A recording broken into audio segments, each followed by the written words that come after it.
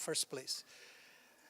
We will start from a macro level, right? So if you see everybody's trying to do AI at the moment, there's a lot of demand for these new technologies and new solutions involving AI. So research shows that 88% of the organizations today are doing something related with AI.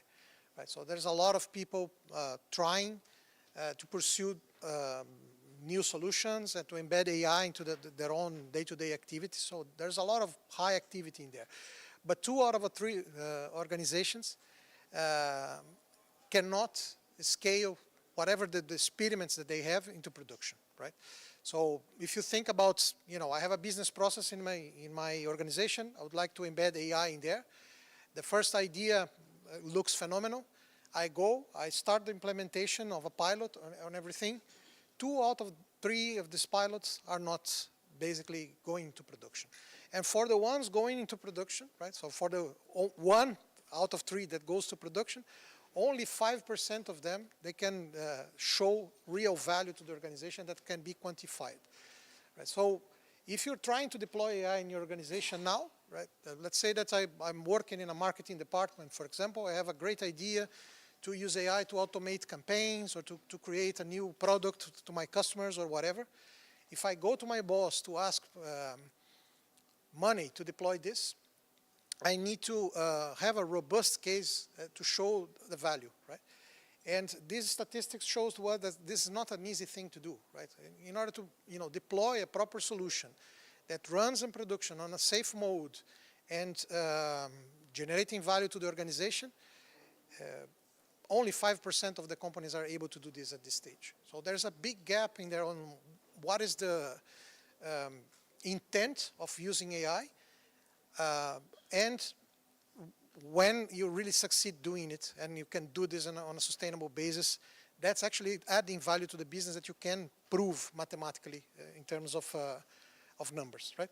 So if I would like to make an investment, right, if I would like to go in this path and say, okay, I have an idea, I would like to deploy AI, I would like to have my own infrastructure instead of going to public infrastructure, because I want to use sensitive data, I want to control the costs of my infrastructure. What should I do not to be in those use cases that are not succeeding, right? And one of the points that we need to take a lot into consideration is that the infrastructure, it's not only a hardware discussion, right? The infrastructure is a use case driven discussion. So one very important point to make here is AI infrastructure, GPUs and so on and so forth, is heavily dependent on how you would like to use them. You cannot buy a generic type of infrastructure and put it there without knowing exactly how we're going to use it. Right? So like, for example, if you're going to buy a vehicle, right? You buy a tractor or a car or a sports car. It depends on how would you like to use that vehicle. Right? If you have a need for a tractor, for example, and you buy 100 Toyota Corollas, you will not succeed because you don't have a tool that's fit for purpose. So the idea when we're going to think about infrastructure and looking at customers that are pursuing these and driving use cases is to start really with the business problem that we are trying to resolve, right? So we will start from a use case perspective, right? So what is the business, what is the problem that we're trying to solve? Based on that, we're going to build a business case. We're going to check if the data is available. If not, we need to take care of the data. And then only we'll move to the infrastructure and think about what infrastructure is needed to fulfill that use case. If you look at one use case in isolation, that might be easier, but the company will have many different use cases. So if you're thinking strategically about the investment in infrastructure, you need to look at the whole panorama of different use cases in the whole organization, and then come up with a roadmap that is fit for purpose for the implementation of your infrastructure. So when you look at the use case, for example, Gen AI, digital assistants, RAG workloads, and similar solutions, they need a lot of treatment of unstructured data. They need one type of specific ingestion and data pipelines, vector databases, and so on. And this will require you to have a certain setup for those use cases. If you're talking about speech to text, text to speech, call center applications, etc., This is a completely different type of setup in terms of infrastructure. There are elements of latency that you need to have the system responding close to real time. So the GPUs that you need to use to translate this online are different than the ones that you can use, for example, for building a vector database.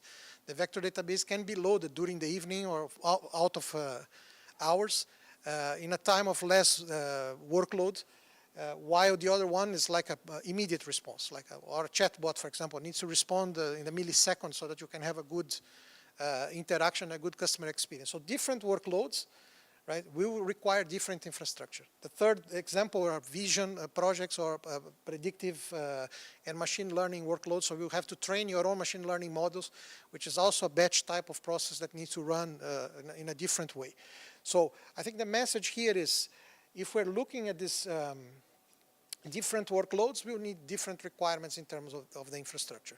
And we need to basically map all the different use cases in the organization that we would like to deploy, and then think about, okay, which ones will come first, what kind of infrastructure do I need to deploy, and what is the roadmap of acquisition of different types of infrastructure as I grow my maturity with AI. Then the second point is, how do we choose the use cases that we would like to deploy, right? So if we go in an organization now, let's take, I don't know, I work for a bank again, you know, and banks where the money is, right? So it's good to work for a bank. They'll probably give me the money to buy the infrastructure, right? But you know, if I'm talking about AI, what would be the first use cases that I will deploy, right? So how we will identify those, how I will think about the business and the outcomes, and then the infrastructure. So the idea is that we go and do an impact versus feasibility analysis, right? And this is what we do with our customers. So I say, okay, we're going to a use case. Let us evaluate how much return on investment we will have, but also how difficult it is to put this together, right? So use cases that are customer facing, for example, they are 20 times more complex than use cases that are back office, right? So if I'm using AI, for example, to automate a report or something that I'm doing internally, I'm not exposing to my customers, there is a level of complexity. If I'm doing a chatbot that I'm going to open to the public, there's a much higher level of complexity. I think everybody heard about the airline who actually sold a ticket for zero cost, right, through a chatbot, because there were no guardrails properly there in the use case. So this is one layer more of complexity that you need to take into consideration if you're going to that use case. So different use cases will come. If you do an analysis, you have to analyze the business impact. Okay, so do I have any cost savings if I do this that will, can be translated into numbers? Do I have a revenue uplift? Do I have a strategic advantage? I'm going to be different from my competitors, and this use case is great. So high value use case. But on the other hand, how feasible it is? Do I have the infrastructure? Do I have the people to maintain this in production? Do I have the data clean enough to make this thing work? So when we're mapping use cases, we can go through ideation process with different sides of the organization. We can go to the marketing department, we can go to the finance department, gather hundreds of different ideas on how can we use AI. Then we start drilling down and measuring which ones would be elected to be on the top so that we can start the journey. Right? So this is a very important point. The leaders in AI, they choose ideas that are attractive, right? In terms of business, are easy to measure, but also they are easy to execute, right? You will not start by trying to go to the moon, right? So if you would like to start with something as simple as possible and as valuable as possible. There you build internal capability. You can show results to your bosses, and then continue the journey to go through more complex use cases, right? And your infrastructure, when going back to the main topic of the organization, this is a pure business exercise in the end of the day, right? Involves IT, but it will influence how the infrastructure needs to be deployed. What kind of GPU will come first? How many? What kind of growth potential do I have to scale this infrastructure going forward, and so on and so forth. So all this analysis needs to come before you buy it, right? It's like, again, the tractor versus Toyota Corolla. what do I want to do? I want to build a house, or I want to demolish a building, or I want to go to work, right? So these are different types of activities that I need to do. I need to understand them quite well, so then I can buy my infrastructure. The other point is the data, which is very important, right? And that's a point where, you know, I come from a data background, been working with data for, you know, a long time. And problems that we used to see decades ago, they're still there in the data organization. Who works with data here? Data warehousing, you know, yeah, quite a few data practitioners here, right? You see the same problems that we used to see, you know, decades ago, right? Missing content in fields coming from the source systems, performance of a provision of the data from the source system. If you find a data quality issue, you have no counterpart to take into to fix it, and you go into a loop of trying to fix it yourself and clean the data that will continue to come dirty. You know, all these problems on the data space that we've been seeing for a long time, they came to the surface now with AI, right? So everybody want to do AI, but this boring piece of work that needs to be done, and the cleaning and etc., is still neglected in most of organizations. And one of the things that people are realizing is that they need to go and do it, right? Before you cook the meal, you need to clean the ingredients and wash them. Otherwise, you will not have a proper meal, right? So data is the ingredient for AI. If you don't have quality data, you will not be able to scale your use case in AI. And another pitfall in here that we see customers, you know, going through is that they get data to create a pilot, right? And they clean the data once or twice so that the pilot runs. And they don't think how they're going to continue to refresh and to clean this data going forward, or how they're going to govern access on the different pieces of data. Because for the pilot, there's a handful of users. If you'd like to scale this to 1,000 users, who can see each piece of data in different departments, in different profiles, and so on. So again, several layers of complexity related with data. You need to take care of governance, quality, and etc. And this comes before you define properly the infrastructure that you need. So you can see that the journey is much more than define, okay, give me 5 GPUs, and I'll figure out later what's going to happen, right? It's not as easy. Then going forward, talking about the platform itself, right? So the whole idea, when you, let's say that you map all the different use cases, that you talk to the different business units, you have done all the exercise. You know the ones that you have the data, that you have the capability, that will bring money to the company, and so on. Then you start looking at, okay, how I'm going to plot them into a timeline on a roadmap, and which ones will come first and second, and so on. And the platform needs to be scalable, right? So if you start with a small use case, you know, a couple of GPUs in there running, and then you would like to scale, how long it's going to take to scale for you to buy the next, right? How long it's going to take for you to deploy more users, or build more data sources and bring these into the solution. So everything needs to be kind of aligned in a way that the investment is properly done when trying to buy the infrastructure. So the idea also is that you can reuse objects. So if you think about the architecture of this thing, you don't want to create an architecture for one use case, and then tomorrow there's another idea from somewhere else in the business, and then you go for another architecture, and then the third one will come, and the fourth, and things are evolving a lot, and this will start coming from all over the place. So the whole idea is you define a baseline, and you create something that's reusable, and then you scale this to different topics. So you need to think about the foundations first. Right? If you have good foundations, then it's easy to scale going forward. So build once for reuse, then make it specialized when it's only needed, and when, you know, the blueprints that you have, it's not enough to sustain the use cases. And this is also part of the roadmap and part of the exercise that you need to conduct internally to be able to have your roadmap and ultimately the infrastructure. Then the last point in here, I would say that there is the operating model, right? And how are you going to operate the solution in production after it's in there? So also the operating model will dictate elements of the infrastructure that you need to buy, right? So how I'm going to what are the teams that need to be involved in this discussion? We mentioned marketing, we mentioned HR and finance and etc. So these are eventually your end customers, right? They have a stake in the game as well. They might not be the one defining the infrastructure or the technology, but they're the one consuming it, right? So there's a lot of work to be done in there on having cross-functional teams that are thinking horizontally for the whole organization. Then have reusable AI capabilities. And here we can go, from product design for the AI use cases to risk analysis on what kind of data you're exposing to AI, how do you put human in the loop to diminish risk, and etc. So this is a broad exercise, right? So I think the idea of this slide is you need to think about the operating model from day one, right? And even before you make the investment. How I'm going to keep this running in the organization in a smooth way?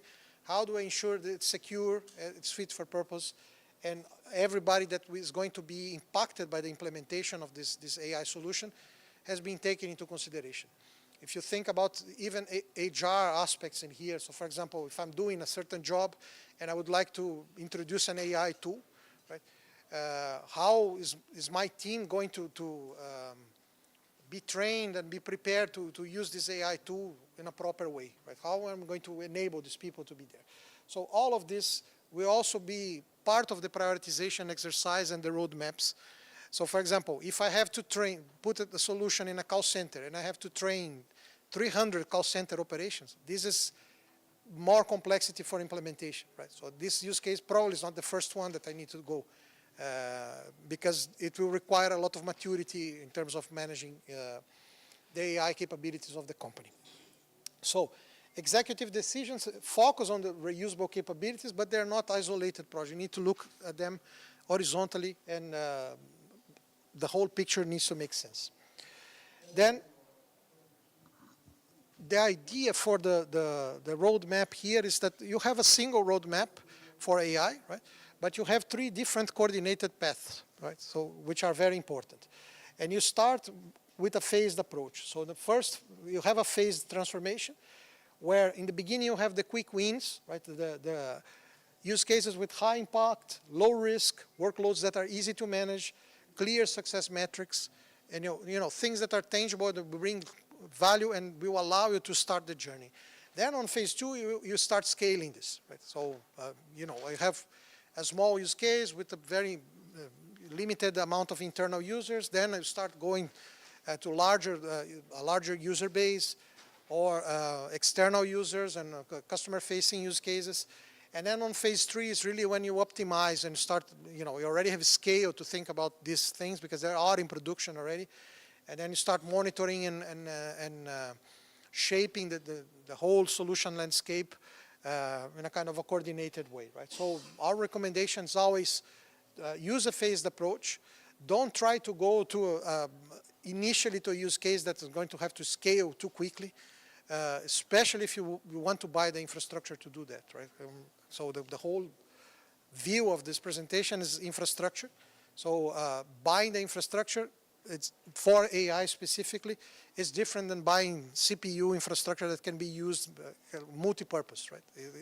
Here, you really need to know exactly what you're buying, when you're buying, and to serve what in each step of the journey. In order to define the roadmap, so we have the 3 different lanes in the path. So one is the use case path. So with everything that we spoke about now, prioritization, driving value, calculating value and return of investment. Then you have the data path, right? Preparing the data, sustaining data properly to keep these things working consistently in the organization.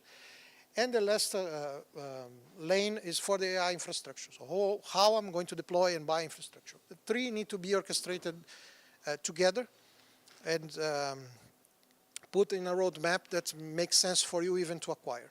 Right? So when we work with customers, we basically go with them through this process, and we define exactly what would be the first steps, what are the use cases that we're going to serve, what kind of infrastructure you need to buy on step 1, step 2, step 3, and even a few years further down the line.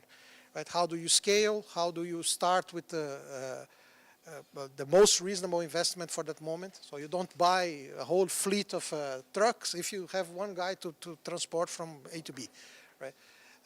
That's more or less the whole idea. So AI-ready infrastructure is the result of this cohesive roadmap between these three different lines that you need to take into consideration, right? It's a program, in the end it's a transformation program, and all the stakeholders, the costs, and the implications of implementing AI in the organization need to be taken into consideration, right? It's not an IT exercise that you run. As much as we love IT and the tech, this is much more than tech, and all those components need to be taken into account. To finalize, Dell can help you in this journey, right? So we can help you to move from the ambition to the business value, right? We have an array of different professional services, so we can work with you on the strategy, on the first stage of this journey. Then we can go through the implementation and the infrastructure and deployment, then the adoption of the different use cases in your organization, and then the scaling. So we have services in all different elements. We also work a lot on the data side, so we have specific services for data. So we are not only laptops, we sell the infrastructure, and we sell the services also for you to use the infrastructure to prepare your data and to, make sure that your investment is having a good return. So this is just a picture of things that we can do. So if you are interested, we're more than happy to talk to you. And that's the end of the presentation itself. So I wanted to open for questions. We have maybe a couple of minutes more. So if you have any questions, please feel free. Yes. Yeah.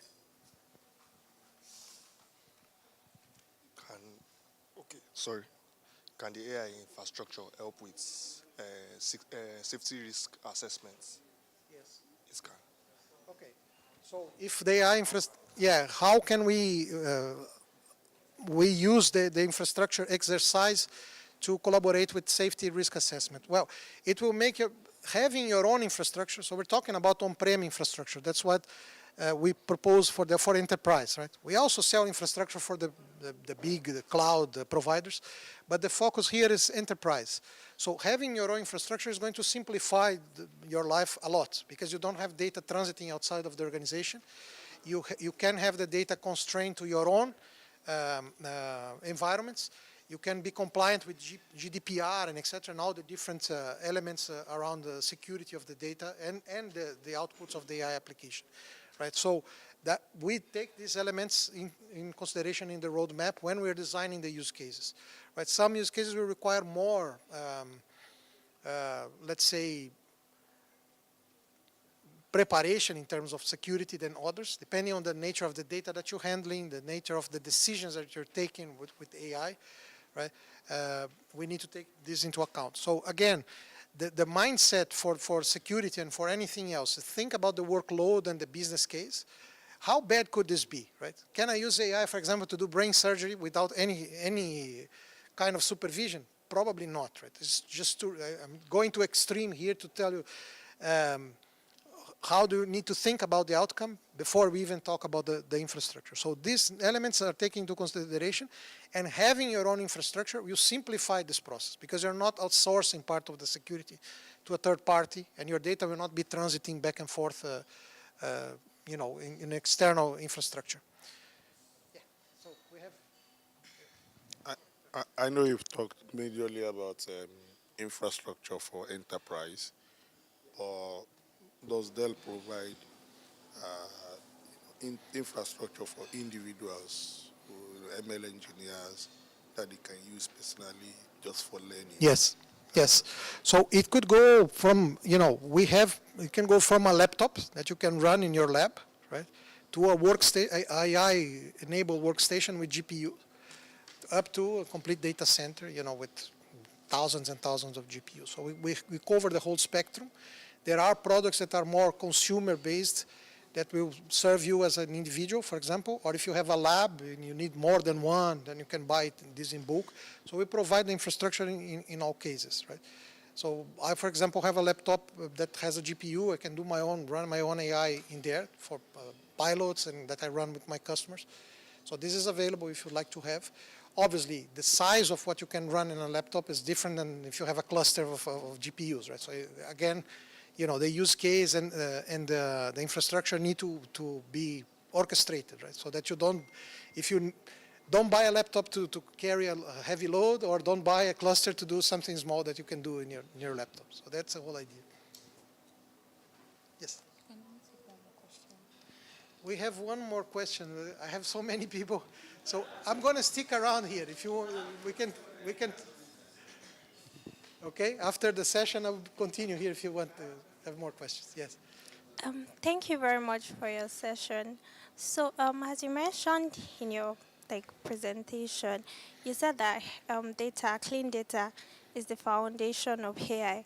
Looking ahead, do you think we can reach a point where AI can automatically transform messy real-world data into model-ready data sets? Yes. Well, excellent question. Right. I wish we could have this capability. Obviously we can use AI to help us to clean the data, to help us to fix structural issues with the data, right? But don't forget that data it's coming from transactional, from live systems, right? And these live systems, they need to improve as well, so that the whole story about data can, elevate or can come to the stage that we want. So we need to think about the following. Can we use data, for example, to clean, AI to clean data? Yes, we can. But is this costing more than continue to keep the dirt data coming or not, right? So I always want to advocate to have a consistent data governance process that are also taking care of AI data. And that's through the data governance framework. You need to have the buy-in of the executives of the company, including the people that are producing the data. One of the problems that we have historically is that, owners of the systems that are generating the data, they were never held accountable for how complete, how clean, and etc. the data is, right? The problem is just passed through the analytics department or the data warehouse people and etc. And this is not my problem, right? So this mindset needs to change. We can use AI to make it easier, right? But I don't think that the whole problem can be solved only with the technology. It has to be solved with process as well. All right. We don't have any more? Okay, so I will stick around outside. Come, we can continue the talk, okay? Thank you so much. I appreciate it. Really a pleasure to be here with you. Let's keep it up. Let's give it up. Let's give it up. Thank you very much, Julian. That was a fantastic session. Thank you very much.